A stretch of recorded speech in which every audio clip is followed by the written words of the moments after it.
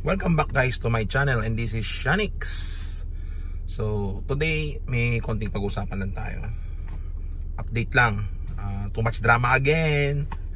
So yun, ngayong di ko alam kung ngayong araw ba o kahapon lumabas na yung bagong ng PlayStation 30th anniversary consoles nila, which is grabe yung mga scalpers. Parang napapanood ko sa mga vloggers, gumagamit sila ng bot. Tapos pagkabili nila doon sa mismong website, bebenta nila sa eBay sa halagang $5,000.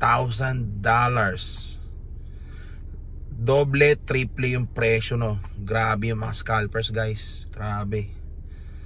Although dito sa Pilipinas hindi nilabas yung 30th anniversary ng PS5 Pro at PS5 Slim. Ang nilabas lang dito, sa pagkakaalam ko, correct me if I'm wrong, yung controller. Yun lang ang nilabas sila sa halagang kulang-kulang 5,000. Pero syempre may scalpers pa rin. Maswerte yung mga nakakuha ng pre-order. So yun, I think naubos na yung mga stock nila. Yung mga official reseller dito sa Pilipinas, naubos na yung stock nila nun kasi dami, talagang sold out. Tsaka guys, sa mga walang idea ng presyo ng PS5, wag po kayo kakagat sa 12,500 to 18,000. Wala pong ganyang presyong second hand ng PS5. Ang ganyang presyo PS4 Pro. Yan ang mga ganyang presyo. Pero sa mga newbie po sa PlayStation, wala pong ganyang presyo ng PS5. Wag po kayong kakagat. Yan ang mga bait ng mga scammer eh. Kasi nakita nila, uy, mura to, mura ganyan. Tsaka po, wag po kayong papayag ng delivery lang po, ganyan, non-COD. Meet up po, tsaka video call. Pero pag nag-video call kayo, once ang naka-video call nyo is hindi nagpapakita scammer yan, kailangan magpakita yung mukha niya. Yun yung isa sa payo ko. Ano pa ba? Yun, basta sa mga nagbebenta naman, natutunan ko, pag may mga nagtanong tungkol sa ID, tungkol sa'yo, wag ka magbibigay ng mga details mo. Yun ang natutunan ko. Kung may magtanong siya about sa item lang, hanggang doon lang ang boundaries dapat, which is yun ang pagkakamali ko. Ngayon, lesson learned. Ayun, ang daming mga malulupit na scammer ngayon nagtatago sa marketplace pa iba-iba ng identity. Kumukuha sila ng picture kung saan.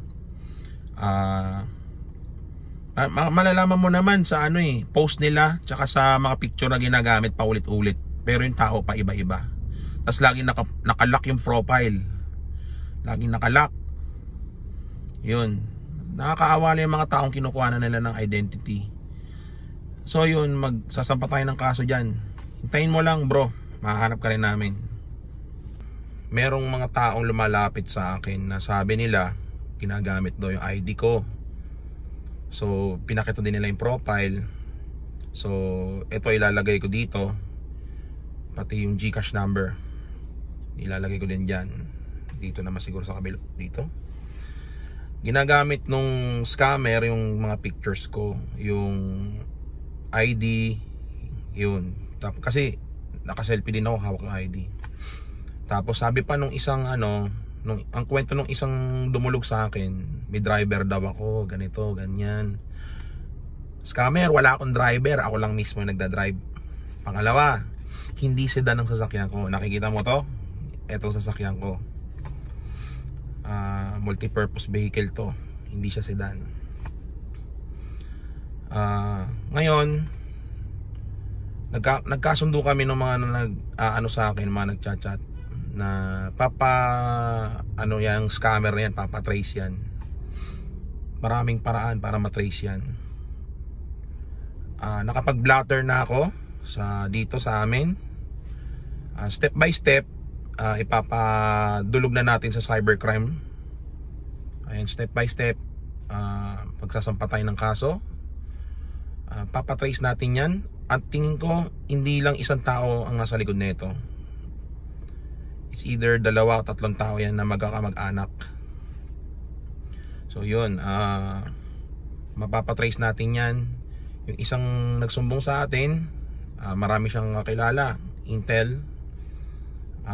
Nag-start na silang manhunt. Ayun. And then kung kailangan pa ng karagdagang tulong, lalapit tayo kay Senator Rafi Tulfo. Yun yung balak kong gawin. So ayun guys, yun yung update sa scammer. So ayan, ipopost ko dyan yung ano niya, yung ginagamit yung pangalan ko, tapos yung Gcash na ginagamit niya. So lahat na yun, marami akong record. Lately nakakakuha siya ng 12.5 sa isang tao. Laki, di ba? Sa scammer, pare, hindi yan birong pera, pinaghirapan niya ng tao. Wala kang bayag, Brad. Grabe. Hindi mo pinaghirapan yan. Banat ka ng buto mo. Magkakaharap din tayo, pare. Sasabi ko sa'yo. Gamitin mo lang yung picture ko, pero putang ina ka, yari ka sa akin. Pag nakita ka namin, pagtutulong-tulungan ka namin. Hindi kita tinatakot, Brad. Bibigyan kita ng leksyon sa kakupalan mo. Burat ka. So ito mga ginagawa kong video, for awareness lang to guys. For awareness. Wala na akong PS5 na binibenta. Wala na akong ibang binibentang gadget kung ano. Wala talaga, as in zero. Binenta ko lang naman yung PS5 ko sa meron akong dahilan kung bakit ko siya binenta. Nabenta na siya last August pa. Ngayon wala na akong binibenta, walang nagpapabenta. Okay? So yun. Sa scammer, malapit na kitang makita. Ingat ka rin. Bye bye. Thank you guys for watching. This is Shanix. Stay safe. Ingat kayo sa mga pinapakita yung details. Ako hindi kasi nag-ingat, kaya ayun, nakakuha yung details ko. So ayun, ingat.